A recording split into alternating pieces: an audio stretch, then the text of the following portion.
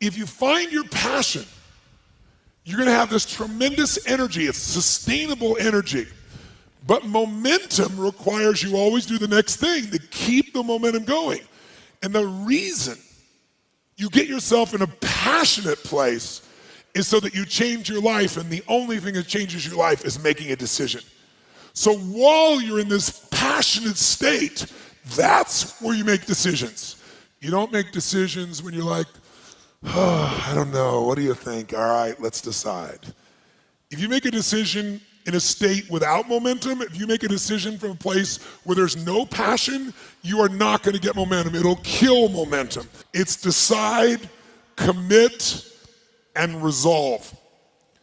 Some of you, in the past, you've gotten momentum, you've gotten passionate, you've even made a decision, but a decision is the first step. Decision is like a war. I gotta do this or that. All right, I'm gonna make myself do this. But commitment is when you now, after you've decided, you commit to do this for the long term. Whether it's hard or easy, doesn't matter. You're doing this. It takes it from this moment and it carries it into the future even when things are difficult. And the third state is resolve. Resolve means it's done. It's like, it doesn't even if you took action, it's done inside you, so it's done out there. There's no question whatsoever. Then once you decide, the only way the commitment and the energy and the momentum continues is if you take immediate, massive what, my friends? Massive what? Write down in your notes, massive action is the cure-all. Massive action is the cure-all. If you're having a difficult time with something, your relationship isn't where you want it to be, your finances are not where you want to be, your body's not where you want to be, your business is not where you want to be, you need to take massive action. And if that doesn't work, try something else. If that doesn't work, try something else.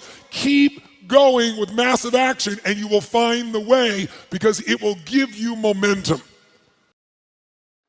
If you want to grow a business, I can teach you a million strategies that will change you overnight. And if I get you to use a strategy and grow your business 30% like that, you are gonna get so excited that your story about your business will change, won't it? You're like, I can rip this open. I'm gonna make this thing 100% more profitable. That's why 80% of those people, I can grow them 30 to 130%.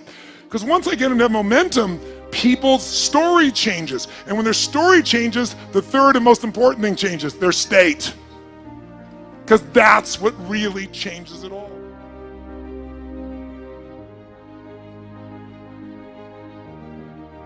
The ultimate question I'm always asking is, how do I help people to break through? The question is, what are you breaking through to? In essence, all of us at some level to feel alive have to always feel like we're growing. When people ask me, what does it take to be happy? I always tell them one word, progress. Progress equals happiness. Even if you're not where you want to be yet, if you're on the road, if you're improving, if you're making progress, you're going to love it. You're going to feel alive. On the other hand, it doesn't matter how successful you are, if you stop growing, you start dying inside. Now, how does this relate to this session on breakthrough? Well, I'll say it's really simple.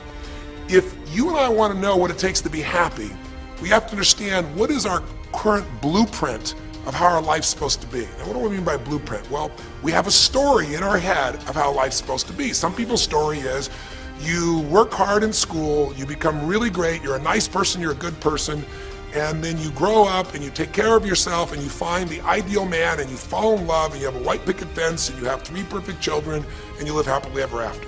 Somebody else's story, the old story was you work really hard in school, you excel in college, you go to work for a big corporation, and you move up through the ranks until you're the president or chairman of the company and you become successful and respected throughout life.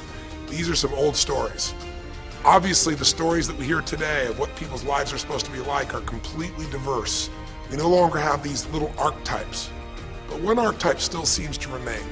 And that archetype is, in order for you to really feel like you're enough, many people believe they have to achieve an enormous amount. They may do it in different ways today. They may do it by building a company and taking it public when they're 27 or 25 years old, or they find and create a new technology, or they become a very special doctor. But we live in a culture in the West that teaches people that you're not enough unless you do something really special and unique, and we define special and unique in interesting ways. A school teacher is not special and unique. A mother who stays home with her children day and night, sculpting their minds, their bodies, their souls, and their future is not special.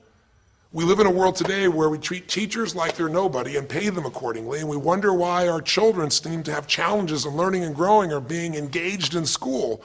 When we spend thousands of dollars on some item like a computer, but what we look at overall we invest in for the teacher and for that person who's the personal connection with them is so small. We live in a society where many women look down and say, well, you're just a housewife, you're just a mother. See, some of the pain we have in our society is not because there's one right or one wrong approach, but because we try to make everybody fit into some particular approach to life. Here's what's going to make you happy or make you unhappy in life. It's real simple. Let's do a quick test. If you're in a situation right now where you look at your life, I know there's an area of your life that you probably feel pretty darn good about. Even if you're not happy with your finances, I bet you feel damn good close to your kids. Or if you're not close to your kids, maybe you don't have any kids, maybe you feel really good about your career. If you're doing not so good in your career, maybe you got a really great body that you've trimmed down or strengthened up, or you really shaped yourself the way you want, muscularly, or in the way you look. Or if that's not happening, maybe you feel a really special connection with God, or really close to your mother or father or your family, whatever. Almost everybody has an area of their life they feel really good about if they're honest and if they're fair to themselves. What's an area of your life you really feel happy about? And I want you to think about it for a moment, truthfully. What's an area in your life today that if you wanted to be happy about it, you really could feel proud about it? You could feel like it's an area you're doing darn well in. And if you're really hard on yourself, there's still an area. What's an area? I want you to think of it right now. And I want you to think of that area, whether it's your body or your finances or your career or your intimate relationship or your relationship with your kids or your relationship with your creator, whatever it is. I want you to think about, why are you happy with that area of your life right now today? Why are you happy with that area of your life right now today? Really think about it. If you were in a seminar with me, I'd have you write this down. And if you can put me on hold here for a second, because I'd like to reveal to you what the formula is for happiness. And if I say there's a formula for happiness and here's what it is, you're going to go, yeah, sure, that's what he says. But if you put down the answer and we can see the formula is real without me telling you what it is, you get to look at your own life and say it matches. You're going to know this is right. So you could stop this right now if you want, put me on hold, and just write down what's an area of your life you're really, really happy about, you're really pleased with, or you could be if you wanted to focus on it. And why are you happy with that part of your life right now? Even if you're not happy with everything, what's the area you're happy with and why? Put me on hold right now, or if you're not going to do that, just think for a moment. Why? Specifically, be real. Why? Now, when I ask this, if you turn me back on now, if I ask this of an audience, I'll have people write this down for a few minutes, and I'll call on people, and I'll say, share with the person next to you first. What are you happy about, and why are you happy in that area? And be specific. And after they share, I'll have people stand up, I'll call on a variety of people, and I say, ma'am, tell me, what are you happy about? And she'll say, well, honestly, I'm really happy with my body. She goes, I never thought I'd say that, but I used to be so unhappy with it, and I did some things, I pushed myself through, and now I exercise regularly, and I'm not perfect, but I feel fit, I feel strong, I feel energetic, and that's really, it just feels good to me. Now, I say to everybody, I'm now going to show you what the formula for happiness is, and it's real simple. I want to reveal it to you so you don't ever forget it. Whenever you're happy with an area of your life, it's because right now, your current life experience, I call it your LC, your life conditions, the conditions of your life conditions in that area match or are equal to your blueprint, your story, your belief about how life should be in that area.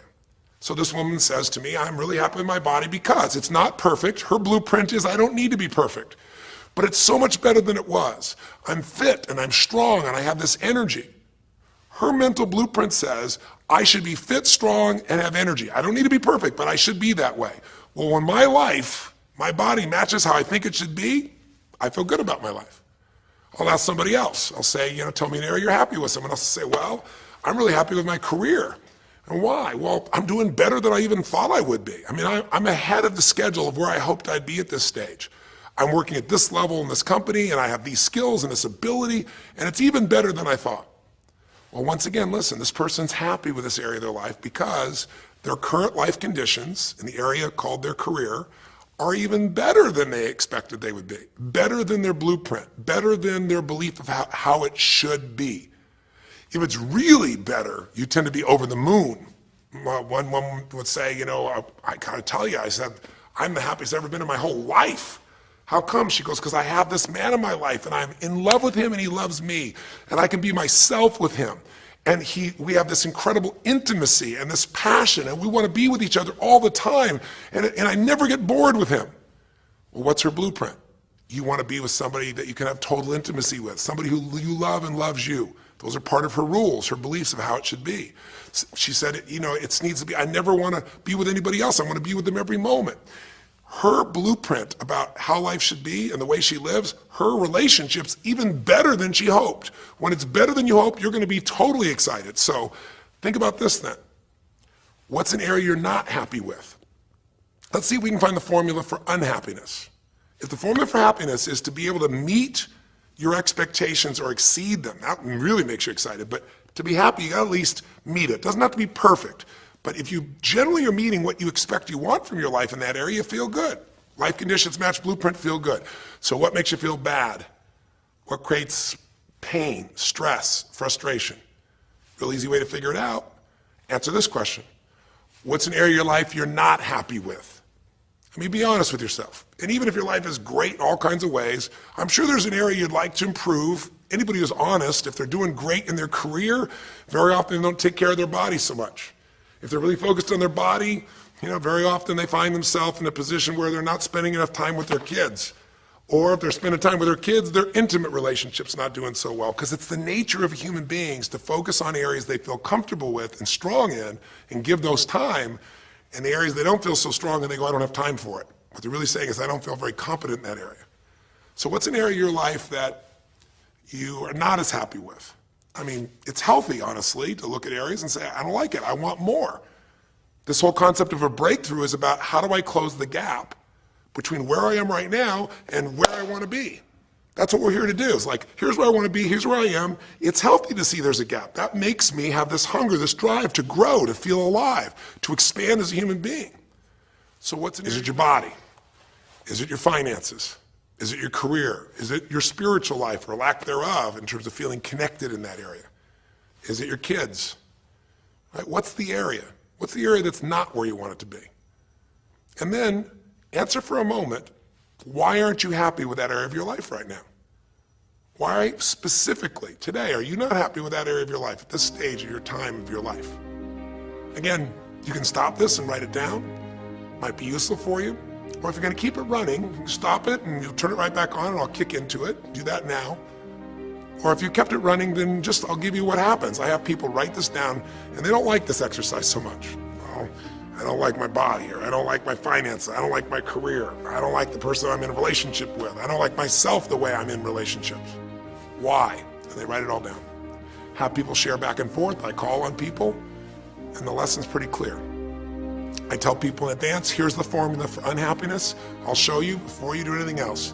When your life conditions, the way you're living your life today, does not match, it doesn't equal your blueprint, your story of how it's supposed to be, then you're gonna have disappointment, frustration, or pain. If your life is way different than the way you think it's supposed to be, you can have enormous pain. If it's a little different, you might feel stressed. Make sense? So people stand up and they say, tell me, what's the area you're not happy with? And the person says, well, I'm really not happy with my finances. And I go, why? And they say, because I'm doing worse now than I was 5 years ago.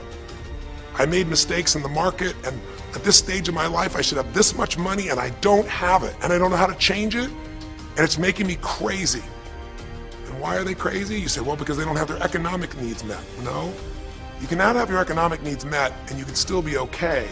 But when you have an idea, this is what my need is, and I did the wrong thing, my life doesn't match how I'm supposed to be, that's when people get a little crazy.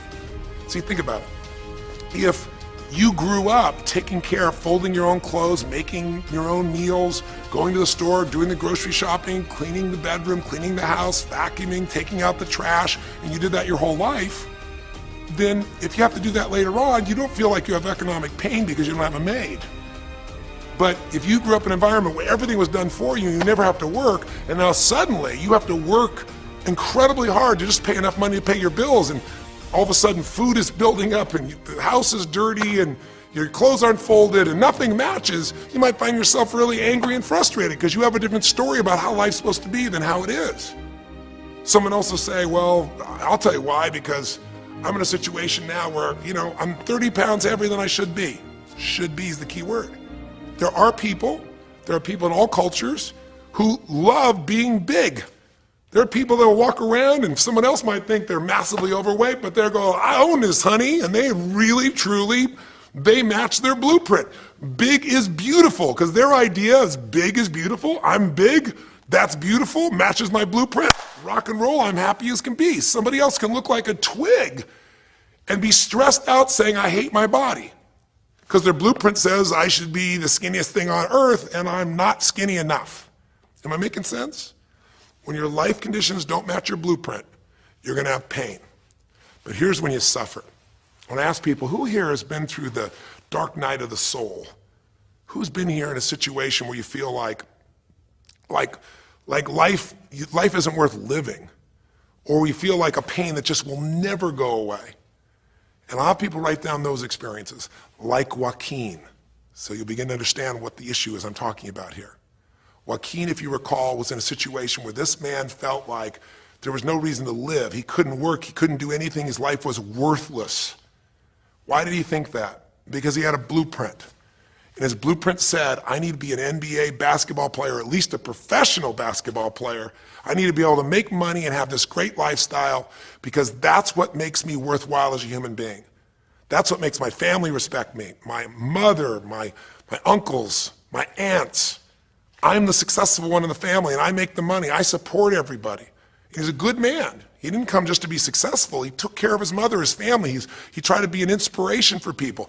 Joaquin Hawkins is a man who was always going out on his free time and training kids and showing them the pathway to freedom, how they could play basketball and get free like he did and get out of the inner city. So this man was not a selfish man, but he knew this is the way to be worthwhile. This is the way to be able to give to people. This is the way to take care of your family. And all of a sudden, one night, what happened? That way was taken from him. He has a stroke. And in the middle of the night, his life conditions make it impossible to be who he has to be, or he feels like he's worthless. You get it? We have an identity. We have a story of how we're supposed to be. And if life somehow gets in the way of that story, we feel pain. But if we feel we have no control, that's when we go into suffering. See, it's one thing to say my life doesn't match my blueprint, I gotta lose weight. That might stress you out. Or my life doesn't match my blueprint, I'm not in a relationship, I gotta get in one. That might motivate you even. You might not like it, but you're gonna find a way to get in one. Or my career doesn't match how I should be, you could change it. But when you start believing that your life doesn't match your blueprint and you have no control to change it, you're helpless, that's when people suffer. And so this week for your breakthrough, it's a chance for you to start to take a look at your blueprint anywhere you're really having pain. Hey, look, if you're doing great in some area of your life, celebrate it, of course, and I'm sure there are many areas you are. But life is really a series of growth spurts. I mean, two things in life make you feel alive: growing and giving. And what's really wonderful about this man, Joaquin, is he was constantly growing, trying to get better, trying to be a better teammate, a better basketball player. Think about it. When he didn't make the teams and he didn't make the NBA, he didn't give up. He worked even harder. The guy was always striving to become something. And he became it, and he achieved it, and then life took it from him. Isn't that the common denominator with so many of the people in the stories of this 6-part series that you saw, these 6 specials? I mean, Frank and Kristen had a blueprint of what life was supposed to be about. We're supposed to get married and have children, and we're going to have our own business. And all of a sudden, life doesn't match the blueprint. And suddenly, there's depression. Because in their case, they said there's nothing we could do. But they were wrong. They were wrong because they discovered, and Frank discovered, I can make a difference to my wife. The chair, even though I didn't create this and didn't ask for it, this chair does not define me. I can become more than I was before. I can have the impact with my wife. I can have children. We had to change his blueprint because we couldn't change all the conditions of his life. Does that make sense? I couldn't get him to physically walk again. Maybe someday he will, but we can't count on that. What we got to count on is that he can be fulfilled by seeing he isn't helpless. And I did that through a series of experiences that violated what he thought he couldn't do. The same thing was true with almost every one of the people we worked with at some level. And in Joaquin's example, it was also true. Joaquin said, well, I can't ever have this quality of life again because I'm not a professional basketball player. And he was locked into that mindset, and all of us get locked at times. But to his credit, to a system of steps, we were able to break him out of that. We were able to get him to see that he isn't helpless. Because here's your choice. Watch this now. If you're suffering, if you're in pain, your life doesn't match how you think it should be, and you think you're helpless to change it, now you have only three choices. Choice one, blame something.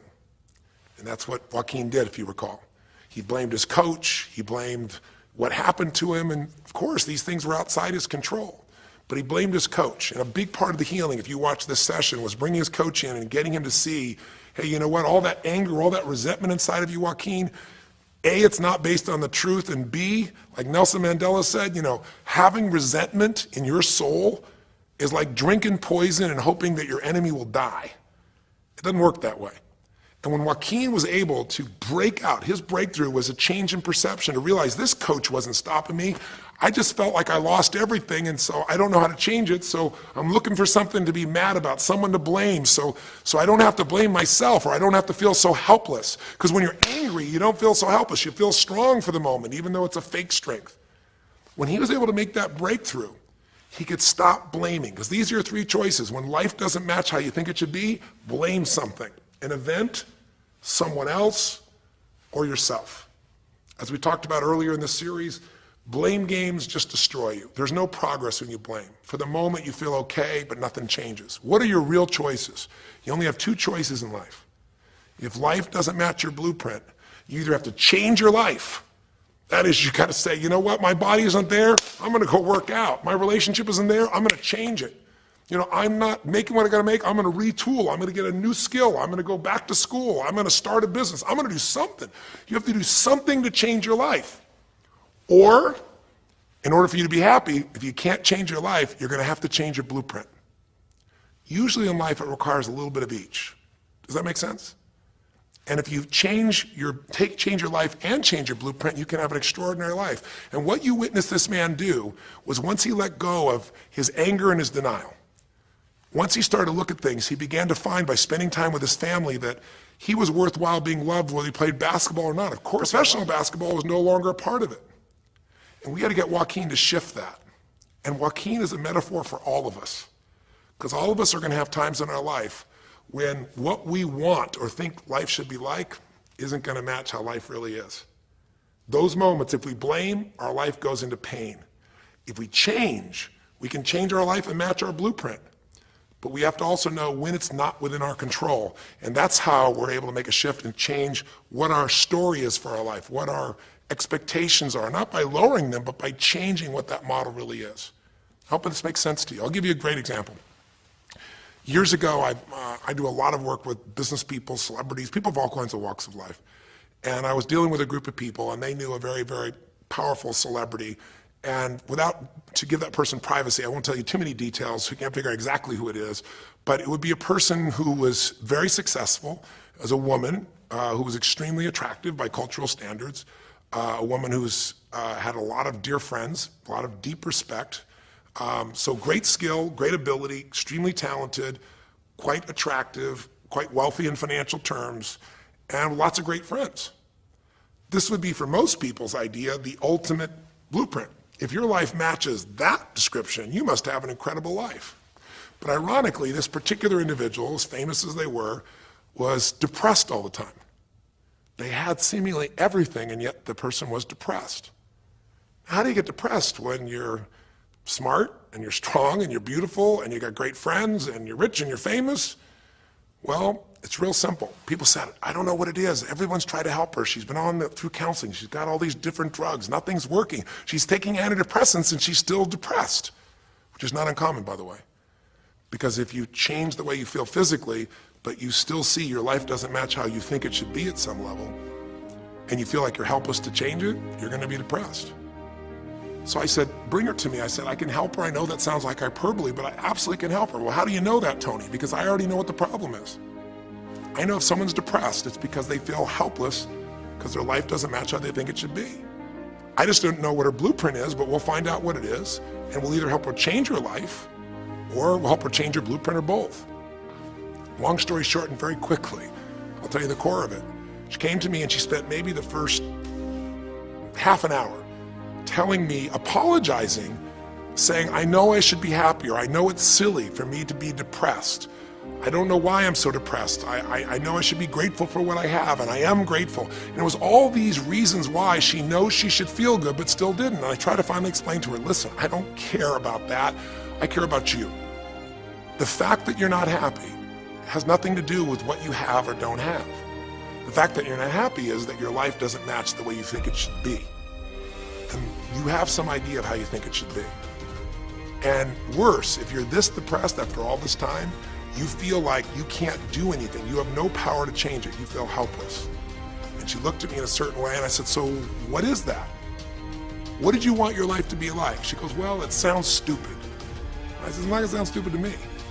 She said, well, I don't know. I just always, since I was a little girl, dreamed that I would be married and I would have 3 basically perfect children and they would love me totally, and I loved my husband, he loved me. And I said, okay, so how's that working for you so far? And she said, well, I think you know, she's a pretty famous person.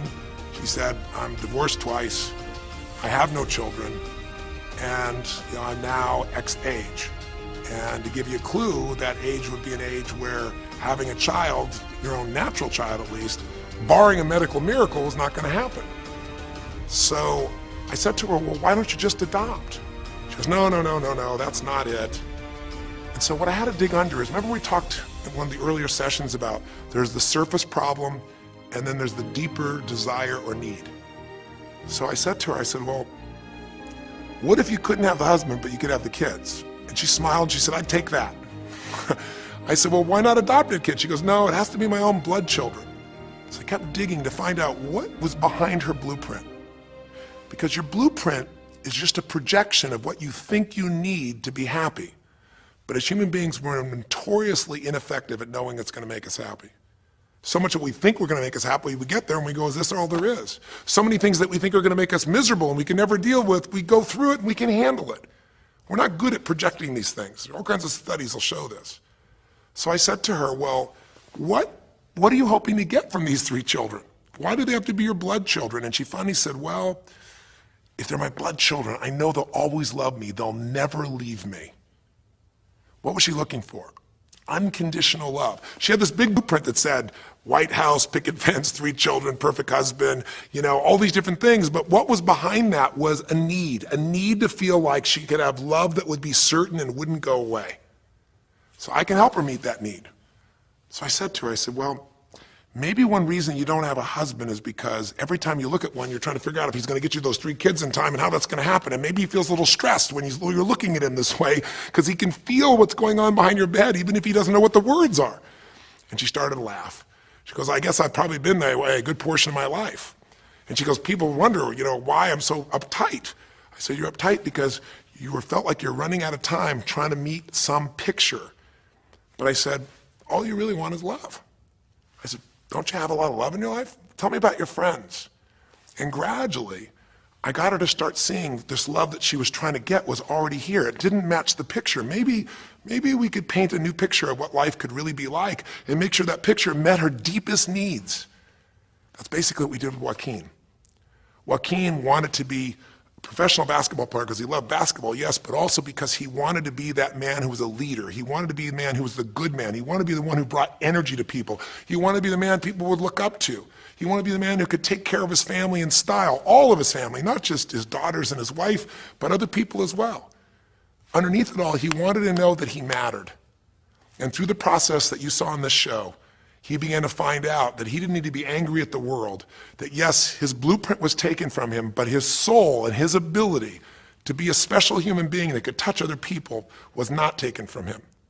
That maybe his real gift was his ability to inspire young kids, his ability to get himself to do whatever it took. How did he become a professional basketball player? Unbelievable discipline, unbelievable drive. He started bringing that to picking up trash, and the game started to change. He started to have fun there. He could come home and take care of his kids and pay his bills. That doesn't solve everything, but it gives him a way to suddenly regain himself. When he sat around with all of his family, and you saw part of those scenes, and if you watch little areas of browsing this week, you'll see some more scenes from his family where you see him beginning to realize they love me whether I'm rich or poor. They love me whether I'm a professional basketball player or not. They love me. That's what he was really after. And when he got that, it allowed him to let go and say, I can do other things. That doesn't mean he won't have challenges. We're all going to have challenges in our life. It doesn't mean that at times he won't wish he's doing more. But he's no longer stuck. He's broken through because he now knows I have control. I can change my life or I can change my blueprint. And when I do, I can fulfill it. I can start to feel that aliveness. Now here's the trap. What do you think happens once you fulfill your blueprint regularly? Once you figure out how to do what you always dreamed of. You always dreamed to live a certain way, and now you're living that way, living that way, living that way every day. Well, the human nervous system, the human spirit needs to grow. So pretty soon you'll get bored with that, and you'll come up with a new blueprint. That's part of life that's exciting. See, if you and I from this day forward are going to be happy, just remember what we've said. It takes two things, grow and give. A meaningful life comes from growing, that sense of progress, and it comes from having life not just be about me, but about we, doing something that makes me feel connected to other people besides myself. That growth, that sense of contribution fills a deep spiritual need that we all have. If you are unhappy in your life, you got three choices, really two. Blame, that's not a choice, it's not going to work. Don't blame someone else, don't blame the event, don't blame yourself, just figure out what you're going to do to change your life. That's my specialty. If you like my coaching or my team's coaching, come visit with us. Come to an event. Come get a coach. Come through a program, and we'll guide you through it more than just a few minutes like this, and we'll do it directly, in an environment that'll shift you. Or change your blueprint. You're going to have to rewire what's going on inside, and that's what we focus on as well. So I hope this journey has been an interesting one for you. I hope it's opened up your eyes to what it takes to go from where you are to where you want to be. It takes changing your emotional pattern. It takes bringing presence to your life. It takes realizing you have no problems compared to somebody else and putting your life in perspective. It takes the ability to deal with those extreme stresses that happen in your life by questioning your limiting beliefs. And again, we'd love to coach you and show you how to change those in a permanent way where it happens automatically, just like lifting weights so often until the muscle's always there and you find yourself able to follow through. It takes for you to be able to figure out how to deal with crisis and how to turn it around. It takes facing your fear. It takes pushing yourself through what used to stop you. It takes putting yourself in a position where you connect to what's more important than just yourself, what you value than just yourself. And it takes, I think in this case also, the ability to realize that no matter what happens to you, you're more than that moment. You're more than the story you think you're supposed to be. And that even when you're not matching what you think you need to be, maybe there's a reason for that. Maybe you're having to find a different part of yourself that's going to fulfill you at a much deeper level. Sometimes failing to get your goal gives you your destiny. I can't tell you how many people I've known over the years who had an idea of what they thought their life was supposed to be like, and they didn't achieve it, and they felt miserable and upset and frustrated, and one day an opening happened, and they went, oh my God, thank God that didn't happen. I think it's Garth Brooks had a great song, and it's a song about when he was in high school, and he was in love with this girl, infatuated with her, and she didn't even know that he existed. And he prayed to God every day that she would notice him, that she would fall in love with him. And then sure enough, she never did. He was so disappointed. His blueprint didn't match. His life didn't match it because she didn't even know he existed. And he felt this suffering. He could do nothing to turn it around. Well, 15 years later, he became a guy named Garth Brooks, somebody everybody knew, and he could rock, stadiums with his energy and his song and his music. And he goes back to be at his high school reunion. I think it was his 15-year reunion, if I remember correctly. I don't remember the exact year, but all I remember is he said he saw that woman that he was so obsessed by. He was looking forward to seeing her. And now he was Garth Brooks, and he met her. And after he met her and spent some time with her, he wrote a song called Thank God for Unanswered Prayers. Sometimes not getting your blueprint's the best thing that ever happened, because the disappointment drives you to find something more important inside of you. Or not getting it makes you look for another aspect of your life, a spiritual aspect, a family aspect, a physical aspect. If you can just trust that life doesn't happen to you, it happens for you, then you can find in any situation a benefit that can take your life to the next level. I don't care if you're Frank and Kristen. I don't care if you're, Mandy and Scott. I don't care if you're Joaquin and Kim. Every one of us in our life is going to face situations where it feels like we have total trauma, something that's been taken from us. The real question is, what are you going to do with it? Some people just live in their story of what they don't have, and they have the right to do that. If Frank and Kristen lived in pain and felt bad, we'd all say they have the right to do it. It's the difference between what you have the right to do and what you deserve to give yourself and others. We have the ability to transcend whatever happens to us. There's something called post-traumatic growth. Very few people know about it. Two people go through the same stress, one's destroyed, the other grows. What's the difference? The people that grow will not give up. They don't have any excuses. They find the way to break through whatever it takes. And when they do, three things happen. Number one, they realize who they really are and what they're capable of. They realize they're so much stronger than they thought they were. And number two, they deepen all their relationships. You want to know who really cares about you, who you love and who loves you? Go through some tragedy, go through some hard times. All your Facebook friends go away. Your real friends, your real family shows up for you and you show up for them, and it deepens your relationships. And the third thing happens, if you can push yourself through and break through whatever challenges life gives you, is each time you have a breakthrough, you get stronger. And it almost like builds a psychological immunity in you, where suddenly, all of a sudden, it's like stuff happens, you know stuff's gonna happen, and you're not scared of it anymore. Because after you've been through a stroke, after you've been through, losing the use of some of your body, your senses, after you lose a family member, and you break through to that, you get to the other side, it's like, give me your best shot, life. It's almost like there's this psychological immunity that says, I'm ready for whatever life will give me. I don't want challenges, but if they're here, I know I can handle them. That strength of spirit is what creates a sense of freedom and joy in life. And that strength of spirit basically comes from living a life where you are constantly and never-ending thinking a way to improve yourself and to help others. That's my mission, and if we can serve you again in the future, I hope you'll check us out. There's 3 ways you can continue to participate with us. You can come to an event. Come have an experience with us live at a weekend at our Unleash the Power Within or our Date with Destinies. I think you'll find it's very different than just sitting here talking to you quietly, sitting in front of your computer screen. It's a rock and roll environment. It's like going to the ballpark and having one person sitting there talking to you versus being in the ballpark or the rock and roll concert, with 50,000. There's an energy and a power that comes from it. Second is there's immersion. Here we talk for an hour, there's distractions and emails. There it's total focus, and we go for immersion where literally what we did here over 6 weeks, a few little conversations, all that happens over and over again, multiple times a day, and you get that shift. So come to an event or call up and get a coach. We have people that you can work with and have a free coaching session and make sure it's really valuable for you. But these are people that can check in with you to help make sure you break through, you make the changes you want to make in your career or your finances or your body or your emotions or whatever area matters to you. And finally, lastly, and probably most importantly, every day you got to feed your mind. Because every day most of us are turning on, some form of news. It shows up in our pocket, in our Blackberries or iPods or our iPhones, I should say. It shows up on your computer constantly. It chases us, and it rarely does a good idea interrupt you. Really what you have to do is pursue the ideas, pursue the experiences that are going to change your life. And we have a way to do it called net time, no extra time. A way where you can keep feeding your mind the stuff that really matters with some products or services. So if you're interested in any of those things, be sure to click on your interest of an event or interest in having a free coaching session, or maybe try one of our audio programs, because the other challenge here is with video, you got to sit here potentially and watch me, but with audio, you can do it while you're working out, you can do it while you're cleaning the house, you can do it while you're driving in the car, while you're getting to work. We'd love to continue serving you in any way we can. I know I've gone long in this session, but I really want you to think about, how can I give my life the way I want it to be? The way I do it is, I figure out what my blueprint is and I update it for what life is. I change my life, match my blueprint, and suddenly my life feels full and alive.